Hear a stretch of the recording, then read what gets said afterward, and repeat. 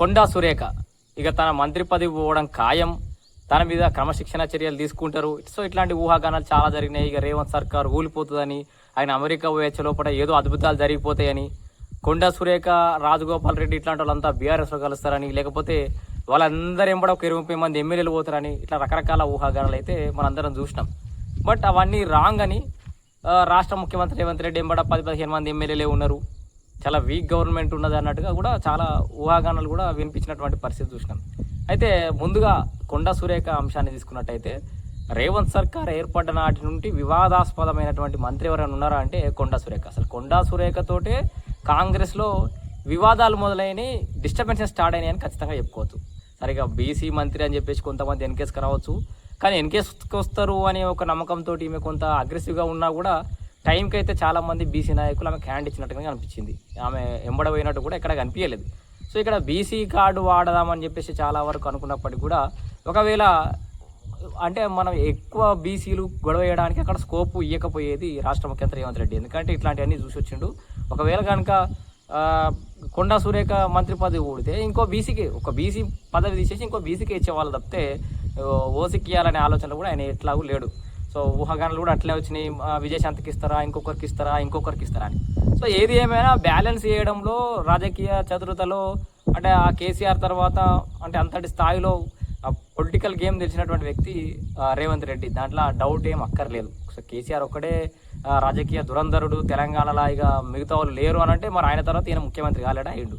ఇక ఆ విషయాలు పక్కకు పెడితే, ఇక కొండా సురేఖ అంశం విషయానికి వస్తే ఇంకా అయిపోయింది, ఆమె బయటకు వస్తుంది, ఇక 30-40 మందిని వేసుకొని రాజగోపాల్ రెడ్డి వేసుకొని వస్తాడు అని అనేటోళ్ళకి ఒక సింపుల్ లాజిక్ ఒకటి ఏంది, 30-40 మంది ఎమ్మెల్యేలు రాజగోపాల్ రెడ్డి ఎంబండో లేకపోతే కొండా సురేఖ ఎంబండో పోయేది ఉంటే, రేవంత్ రెడ్డి ఎప్పుడో ఫస్టే భయపడుతుండే. వాళ్ళు అన్నదల్లా వాళ్ళు ఏదంటే అది చేస్తుండే వాళ్ళకి పని. ఆడ రేవూరిని ఎమ్మెల్యేగా ప్రకటించకపోతుండే, రాజగోపాల్ రెడ్డిని ఇప్పటిదాకా అంత దూరం పెట్టకపోతుండే. నిజంగా అంత సినిమా ఉండుంటే ఆయనకి ఎప్పుడో మంత్రి పదవి ఇచ్చేటోడు. కాంగ్రెస్ సర్కార్ ఎప్పుడో భయపడదు, డౌట్ ఉంది. అసలు దీంట్లో క్లియర్ ముచ్చట కదా, అంత 30-40 మంది ఎమ్మెల్యే తీసుకుపోయేంత ఇప్పుడు మీరు ముఖ్యమంత్రికే లేదంటున్నప్పుడు, రాజగోపాల్ రెడ్డికి అంత 30-40 మంది ఎమ్మెల్యే తీసుకుపోయే సినిమా ఉంటే మంత్రి పదవి ఎప్పుడు ఇచ్చేటోడు? సింపుల్, ఎవరైనా భయపడితే ఇచ్చేస్తారు. భయపడలేడు కాబట్టి, నిలబడ్డాడు కాబట్టి, నిలదొక్కున్నాడు కాబట్టి, వీటిలాంటి వాళ్ళకి ఎవరు బెదిరింపులకు కూడా ఆయన భయపడలేదు, నిలదొక్కున్నాడు కూడా ఇప్పటికి కూడా. సో ఆ విషయం పక్క పెడితే, ఇక కొండా సురేఖ అంశానికి వస్తే, కొండా మురళి అంశానికి వస్తే, వాళ్ళ సుష్మిత వాళ్ళ బిడ్డ ఏదైతే వ్యాఖ్యలు చేసిందో, ఒకసారి చేసింది, 2 సార్లు చేసింది, సరే ఏదో బుదిరకించుకున్నారు. అటు సమంత నాగార్జున విషయంలో అప్పుడు వివాదం కావచ్చు, ఇట్లా రకరకాల వరుస వివాదాలలో చిక్కుట వచ్చింది. అయినప్పటికీ కూడా వాళ్ళ బిడ్డ ఎన్నిసార్లు లొల్లి చేసినా కూడా వీళ్ళు ఏదో సరే పోనీలే వాళ్ళకి వీళ్ళకి సంబంధం లేదని వదిలేసుకుంటూ వచ్చారు. ఇప్పుడు చివరిగా చాలా పెద్ద డైలాగులు వేసింది, నువ్వు అంత పెద్ద మవ్వను అయినావా, అంత పెద్ద సిపాయి అయిపోయినావా, మేము తలుచుకుంటే ఎంత, నీ సంగతి ఎంత అన్నట్టుగా సుష్మిత మాట్లాడింది. తర్వాత అసలు ఆమె మాట్లాడిన దానికి మాకేం సంబంధం అని చెప్పేసి ఏదో కొట్టిపారేసినప్పటికీ కూడా, రేవంత్ రెడ్డి పర్యటన అర్ధాంతరంగా ముగించుకొని రిటర్న్ వచ్చిన తర్వాత ఏదో జరగబోతోంది, పెద్ద యుద్ధం ఏదో జరుగుతుంది, డిస్టర్బెన్స్ జరుగుతుంది అని చెప్పేసి ఎదురు చూసినటువంటి ప్రతిపక్షాలకైతే ఏం మిగలలేదు. ఎందుకంటే ఆయన ప్రెస్ మీట్లో కూడా పెద్ద స్టఫ్ ఇవ్వలే వాళ్ళకి, ఏది దాన్ని పెద్ద వివాదాస్పదం చెయ్యదలుచుకోలేదు. ఎందుకంటే ఇది చిన్న అంశాలను కొట్టేయడానికి అక్కడ కొంత వ్యూహం అయితే ప్రదర్శించాడు రాష్ట్ర ముఖ్యమంత్రి రేవంత్ రెడ్డి అనుకోవాలి. ఎందుకంటే ఒకవేళ కనుక మొన్నటి ప్రెస్ మీట్లో ముఖ్యమంత్రి రేవంత్ రెడ్డి కనుక కొండా సురేఖ అంశాన్ని, సుష్మిత అంశాన్ని పెద్ద చేసి మాట్లాడుంటే, ముఖ్యమంత్రి స్థాయి వ్యక్తి, అసలు పార్టీలో ప్రాథమిక సభ్యత్వం కూడా లేనటువంటి వ్యక్తి ఆ డైలాగులకు కూడా స్పందించిండు అనే కాడికి మళ్ళీ వేరే పోతుండే. సో అక్కడ కొంచెం తెలివి ప్రదర్శించినటువంటి రాష్ట్ర ముఖ్యమంత్రి రేవంత్ రెడ్డి ఆమె గురించి అసలు స్పందించలేదు. అది పార్టీ అంతర్గత అంశము, ఎవరిని ఉంటే చూసుకుంటారు, పార్టీలు ఏం దాటితే ఎవరన్నా చూసుకుంటారు అన్నట్టుగా కొంత ఆ ఇష్యూని పెద్ద చేయొద్దు అన్నట్టుగానే ఆయన చూసినాడు, పెద్ద పట్టించుకోలేదు కూడా దాంతో.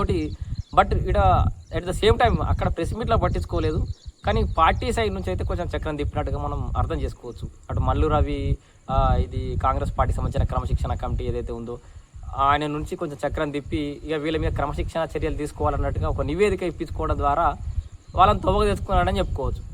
సో అంత అగ్రెసివ్గా ఉండేటటువంటి కొండా మురళి మొత్తానికి ఇవాళ డిప్యూటీ సీఎం బట్టి విక్రమార్కతో అయితే భేటీ అయ్యిండు. అక్కడ కొండా మురళి ఏమంటున్నాడు, ఇక అంటే అసలు ఆయనే నిజంగా ఇంకా అగ్రెసివ్ పోతాడేమో, అసలు బిడ్డతో అనిపిస్తుంది కూడా ఆయనేమో అని అనుకున్నాం చాలామంది.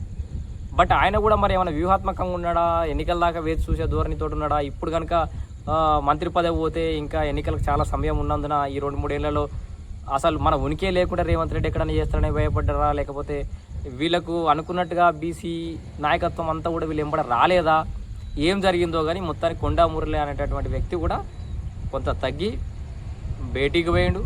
అక్కడ కూడా ఏం మాట్లాడుతుంటూ అసలు మా సుస్మిత వ్యాఖ్యలకు మాకే సంబంధం, ఆమె మనోభావాలు ఆమెకుంటే మా మనోభావాలు మాకుంటే అని అంటుండు. ఎట్ ద సేమ్ టైం ఒక చిన్న హింట్ కూడా ఇస్తుండు. మళ్ళీ ఏమంటుండు, ప్లాన్ బి ఏమన్నా అయి ఉండొచ్చు, కొండ సుస్మిత ప్లాన్ ఏ ఇది అయి ఉండొచ్చు, ప్లాన్ బి ఇంకేదన్నా అయి ఉండొచ్చు, అది మాకు కూడా తెలియదు అని చెప్పేసి మళ్ళీ ఇంకేదో ఉండదు అన్నట్టుగా దాన్ని కంక్లూడ్ చేస్తలేడు అంశాన్ని. సో కంక్లూడ్ చేసినా చేయకపోయినా ఇక్కడ జనాలకైతే ఒక కంక్లూజన్ వచ్చింది. ఇప్పటికిప్పుడు అయితే రేవంత్ సర్కార్కు ఉన్నటువంటి ప్రమాదం అయితే ఏం లేదు, రేవంత్ రెడ్డికి పర్సనల్గా ఉన్నటువంటి వివాదం అయితే ఏం లేదని అయితే మనం కొంతవరకు క్లారిటీ తీసుకోవచ్చు. అంటే రాజకీయంగా కావచ్చు, అటు పార్టీ పరంగా కావచ్చు, ఇటు ప్రభుత్వ పరంగా కావచ్చు, ఎట్లాంటి సవాళ్ళు వచ్చినా కూడా, అంటే ముఖ్యమంత్రి కావడానికి ముందు ఎన్ని సవాళ్ళు ఎదుర్కొన్నాడో, ముఖ్యమంత్రి అయిన తర్వాత అన్ని సవాళ్ళు ఎదుర్కొని నిలదొక్కున్నాడు, ఇంకా కూడా నిలదొక్కుంటూనే ఉన్నాడు. అంత నల్లేరు మీద నడకలాగానైతే రేవంత్ రెడ్డికి అయితే లేదు వాస్తవానికి. బట్ ఛాలెంజెస్ వచ్చినప్పుడు నిలబెట్టుకుంటున్నప్పుడే, ఇంకా ఆయన యొక్క ఛాలెంజెస్ వస్తున్నప్పుడు వాటిని ఎదుర్కొంటూ ముందడుగు పోతున్నప్పుడే ఇంకా ఒక మనిషి తాలూకు ఆ కేపబిలిటీస్, ఆ యొక్క ఎంత స్ట్రెంగ్త్ అనేది బయటపడుతుంది. అది తెలంగాణ సమాజానికి అవసరమైనప్పుడల్లా తన స్ట్రెంగ్త్ను చూపెడుతూ, తన రాజకీయ చతురతను చూపెట్టుకునే అవకాశం అయితే అడుగడుగునా రేవంత్ రెడ్డికి ఎదురు కావడం, ఆయన భవిష్యత్తుకు మరింత బంగారు బాటలు ఇస్తుంది ఇట్లాంటి సిచ్యువేషన్స్ అనేది అయితే ఖచ్చితంగా మనం చెప్పుకోవచ్చు. సో ఈ దెబ్బతోటి మన కొండా సురేఖ ఎపిసోడ్ తోటి ఇక్కడ మర్చిపోయినా, ఇక్కడ రాజగోపాల్ రెడ్డి కూడా భేటీకి పోయిండు. మరి ఇక్కడ కొండా సురేఖ మీద కనుక చర్యలు తీసుకుంటే తర్వాత తన మీదనే చర్యలు తీసుకోవాలని డిమాండ్ కూడా రావచ్చు. ముఖ్యమంత్రి కూడా అట్లా ఆ దిశగా ఆలోచించవచ్చు అనే ఒక భయంతో, మరి ఏ ఆలోచనతో తెలియదు, మొత్తానికి మన రాజగోపాల్ రెడ్డి కూడా డిప్యూటీ సీఎం తోటి అయితే భేటీ కూడా జరిగింది. సో మొత్తానికి పార్టీలో ఉన్నటువంటి అంతర్గత అంశాలు మొత్తం తొలగించే విధంగా హైకమాండ్ ఏదైనా ఆదేశాలు చేసినట్టుంది. డిప్యూటీ సీఎం గారి ఆధ్వర్యంలో చర్చలు కూడా జరుగుతున్నాయి. కొంత కొలిక్కొచ్చి కొంత సిచ్యువేషన్ అయితే సెటిల్ డౌన్ అవుతున్నట్టయితే కనబడుతుంది ప్రస్తుతానికైతే.